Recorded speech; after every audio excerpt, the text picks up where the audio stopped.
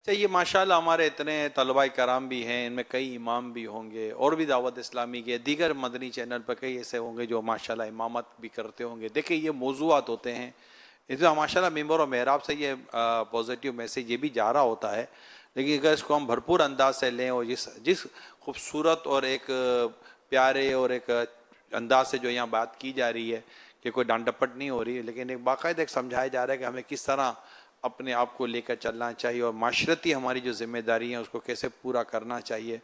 اگر اسے ہر ایک اس طرح بیان میں اپنا لے لے، یہ عوام اس بیان کو پسند بھی بہت کرتے ہیں اور اس کی ضرورت بھی بہت زیادہ ہے. اور یہ اسکول کالج یونیورسٹی میں یہ باتیں بیان کی جائیں، اور یہ جو سوک سینس ہے، جو مینرز ہیں، سوسائٹی کے جو مینرز ہیں، اخلاقیات بھی یہ ہمارے شامل ہیں، اگر اس کو لیا جائے تو اللہ پاک نے چاہا تو اس سے کافی فرق پڑے گا ہمارے معاشرے میں. بے شک. بس وہ کہ سمجھانا ختم نہ کیا جائے. وَذَكِّرْ فَإِنَّ الذِّكْرَىٰ تَنفَعُ الْمُؤْمِنِينَ، اور سمجھاؤ کہ سمجھانا مسلمانوں کو فائدہ دیتا ہے. حضور اس وقت جو آپ خاص دعا کریں کہ اس وقت جو دنیا میں جو موجودہ حالات و واقعات ہیں، اس میں پریشانی مہنگائی کی وجہ سے بڑھ رہی ہے. مہنگائی کے کئی اسباب ہیں، کل بھی اس پر کا لائیو پروگرام ہوا تھا. مہنگائی کے کئی کرائسس شروع ہوئے اور اس تمام کرائسس کا جو اینڈ آئے گا وہ اشیاء کی مہنگائی پر آئے گا. تو کیا امیر، کیا غریب، کیا چھوٹا، کیا بڑا، کوئی اپنے کاروبار کی وجہ سے پریشان ہے تو کوئی کاروبار کی کمی کی وجہ سے، ملازمت کی وجہ سے پریشان ہے، تو کسی کی تنخواہیں کم کی جا رہی ہیں، کسی کو نوکری سے فارغ کیا جا رہا ہے. تو کوئی مطلب کہ اس کی جتنی آمدنی تو اتنی ہے، لیکن چونکہ اب اشیاء ایسی مہنگی ہوئی ہیں. یہ صرف ہمارے ملک کا مسئلہ نہیں ہے، اس وقت ورلڈ وائڈ یہ انفلیشن پرابلم چل رہا ہے. تو امت دکھی ہے، پریشان ہے. کیا امیر، کیا غریب، ہر کوئی اپنے اپنے حساب سے آزمائش میں گویا کہ ایک طرح سے ایک تعداد ہے جو مبتلا نظر آ رہی ہے اور خوف اور ڈر کی کیفیت میں بھی مبتلا ہے. تو میں آپ سے درخواست کروں گا کہ ان تمام دکھیاروں کے لیے آپ ضرور دعا کیجیے گا. اللہ پاک سب پر رحمت کی نظر فرمائے. بزرگوں نے یہ نسخہ تو بتایا ہے مہنگائی کا کہ جو چیز مہنگی ہو جائے اس کو خرید نہ چھوڑ دو، آپ ہی سستی ہو جائے گی. لیکن ہماری اپنی ہرس ایک تو اس میں مزید یہ کہ پھینکتے زیادہ ہیں، ہم لوگ ضائع بہت کرتے ہیں. نہ کچھ ضائع کرتے ہیں، کچھ بیچارے احتیاط کرتے ہیں. تو ضائع کرنے والوں کا وبال ظاہر احتیاط جو کرتے ہیں ان پر بھی آئے گا تو صحیح نا. تو اس طرح سب اگر کوشش کریں تو انشاءاللہ مہنگائی میں یہ کہ کچھ نہ کچھ راحت کا سامان ہوگا. تاجر جو ہیں وہ بھی زیادہ نفع لینے کے بجائے واجبی نفع پر اپنا کاروبار کریں تو اس سے بھی فائدہ ہوگا انشاءاللہ. اللہ پاک رحم کرے. واقعی یعنی کہ مجموعی طور پر لوگ دکھی تو بہت ہیں، بیچاروں کی تنخواہیں کم، بکری کم، پھر ہر چیز مہنگی. تو اس طرح تکلیف میں اللہ پاک سب کو آسانیاں دے، راحتیں دے، اور اللہ پاک کفایت شیاری بھی نصیب کرے. قناعت کی نعمت سے بھی ہم سب کو پاک پروردگار مالا مال کرے. آمین.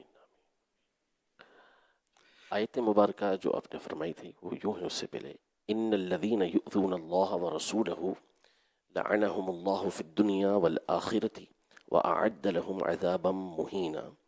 بے شک وہ لوگ کہ جو اللہ اور اس کے رسول کو اذیت دیتے ہیں تو اللہ پاک نے ان پر دنیا اور آخرت میں لعنت فرمائی اور ان کے لیے رسوا کن عذاب تیار کیا. اعلیٰ حضرت نے یہی آیت کوٹ کی ہے اس میں فتح رضویہ شریف میں، اسی حدیث کے تحت. تو یہ آیت وہیں ایڈجسٹ کر لیجئے گا جہاں یہ مضمون چلا تھا. انشاءاللہ الکریم. افتتاح بخاری، بخاری شریف کی شروعات. حضور آپ افتتاح بخاری کی طرف بڑھ رہے ہیں، میں تھوڑا سا اس میں وہ شامل کرنا چاہوں گا کہ جیسا بھی صفائی ستھرائی اس طرح کے ایک سلیقے کی بھی بات ہوئی، تو جو ہمارا جو نیک اعمال کا جو رسالہ ہے اس میں جو سوال نمبر 43 ہے، کوشچن نمبر 43 ہے، وہ ہے کیا آپ صفائی ستھرائی کے عادی اور سلیقہ مند ہیں؟ صفائی ستھرائی یعنی بدن، لباس، گھر اور جہاں کام کرتے ہیں وہ جگہ اور وہاں کی اشیاء صاف رکھنا وغیرہ.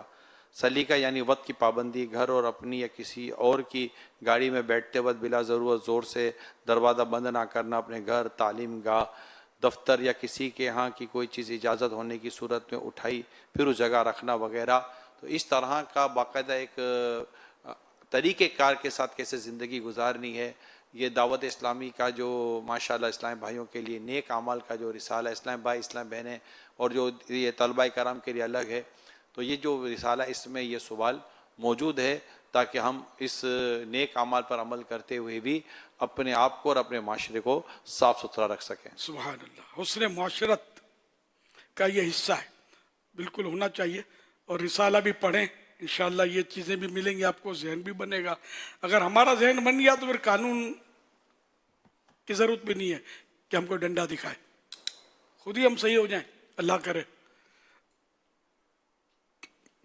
حضرت سیدنا حفص بن عبداللہ رحمۃ اللہ علیہ فرماتے ہیں، میں نے حضرت ابو زرعہ رازی رحمۃ اللہ علیہ کو بعد وفات خواب میں دیکھا کہ وہ پہلے آسمان پر فرشتوں کو نماز پڑھا رہے ہیں. میں نے پوچھا، اے ابو زرعہ، آپ کو یہ انعام کس عبادت کے بدلے میں ملا؟ ارشاد فرمایا، میں نے اپنے ہاتھ سے 10 لاکھ حدیثیں لکھی ہیں اور ہر حدیث میں عن النبی کے بعد صلی اللہ علیہ وسلم کہا ہے، اور بے شک اللہ پاک کے پیارے نبی صلی اللہ علیہ وآلہ وسلم نے فرمایا، جو مسلمان مجھ پر ایک مرتبہ درود پاک بھیجتا ہے تو اللہ پاک اس پر 10 رحمتیں نازل فرماتا ہے. الحمدللہ معلوم ہوا یہ سب درود و سلام کی برکت ہے. فضل مولا سے پڑھ کر درود و سلام، نیکیاں خوب اپنی بڑھائیں گے ہم. صلو علی الحبیب صلی اللہ علیہ محمد. اے عاشقان رسول، بخاری شریف احادیث مبارکہ کی بڑی بابرکت اور عظیم کتاب ہے.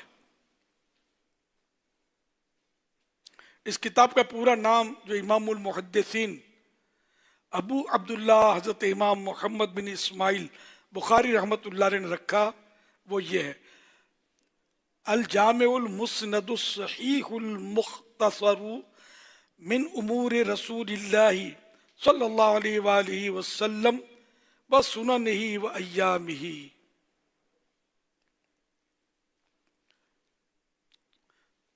بخاری شریف کے بارے میں کہا جاتا ہے اصح الکتاب بعد کتاب اللہ الصحیح البخاری.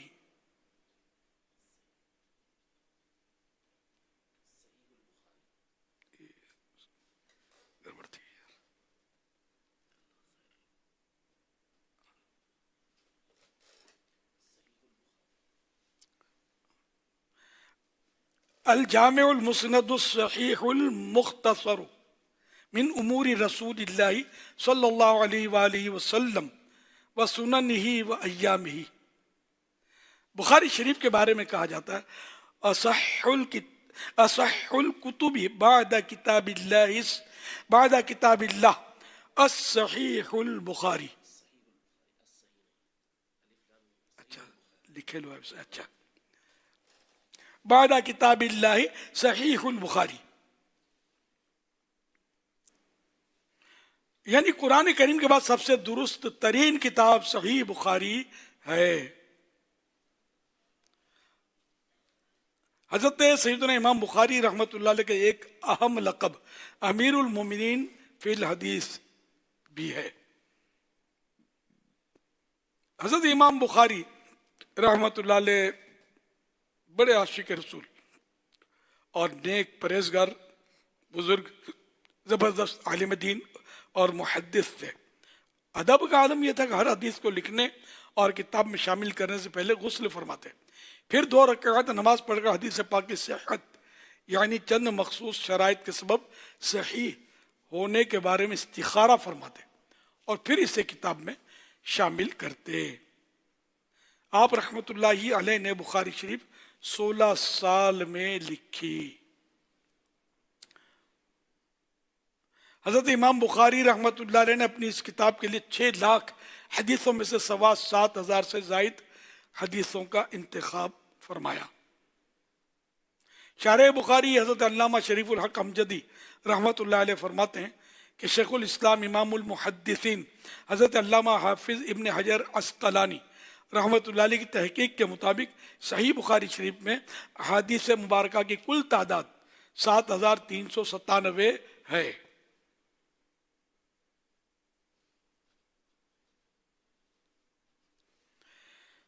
اے عاشق رسول، مشکلیں حل ہونے کے لیے بخاری شریف کے ختم کو بزرگوں نے مجرب یعنی آزمایا ہوا لکھا ہے۔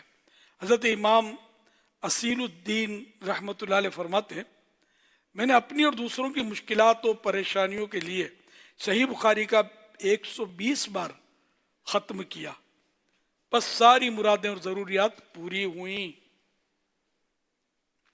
یہ ساری برکتیں سرور کائنات صلی اللہ علیہ وسلم کی ہیں۔ قحط سالی یعنی بارشیں نہ ہو رہی ہوں اور اناج کی تنگی ہو گئی ہو، ان دنوں میں اگر یہ کتاب پڑھی جائے تو بارش ہو جاتی ہے، اور جس کشتی میں یہ کتاب ہو وہ کشتی ڈوبتی نہیں ہے۔ حوالہ مرقات جلد پہلی صفحہ 56۔ بزرگان دین رحمہم اللہ المبین نے ختم بخاری کے موقع پر مدینے کے تاجدار صلی اللہ علیہ وسلم کا دیدار بھی کیا ہے۔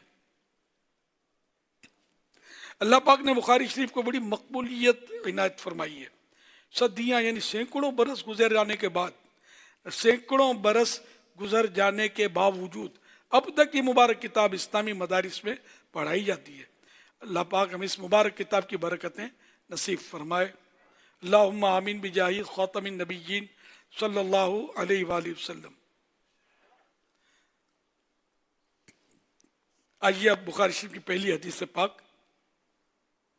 پڑھتے ہیں۔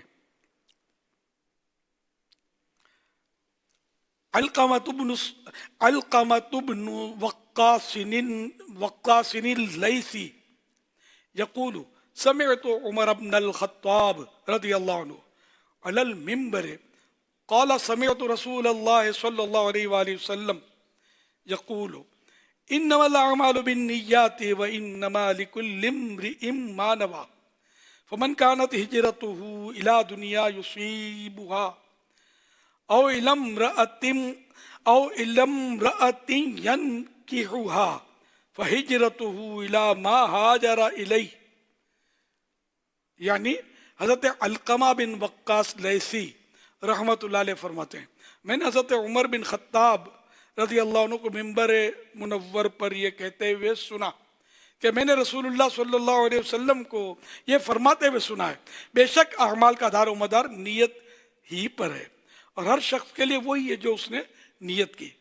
تو جس کی ہجرت دنیا کی طرف ہو جس سے وہ حاصل کرے، یا کسی عورت کی طرف ہو جس سے وہ نکاح کرے، تو اس کی ہجرت اسی کی طرف ہے جس کی طرف اس نے ہجرت کی۔ صلو علی الحبیب صلی اللہ علی محمد۔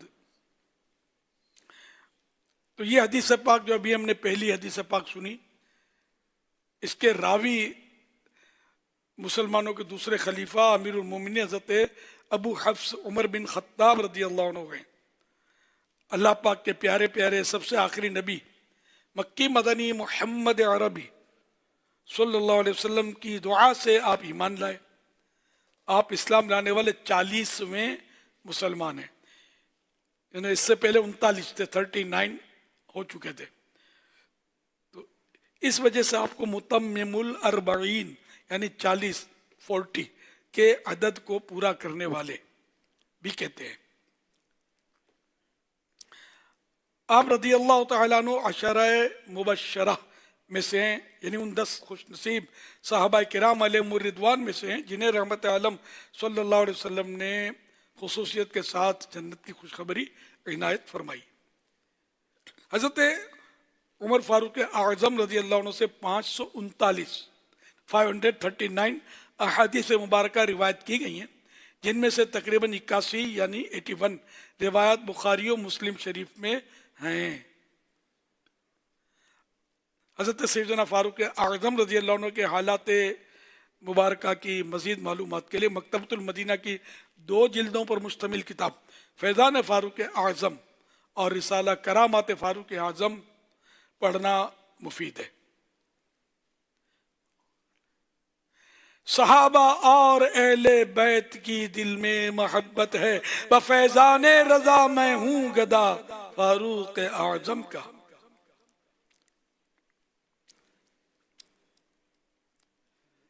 صلو علی الحبیب صلی اللہ علی محمد۔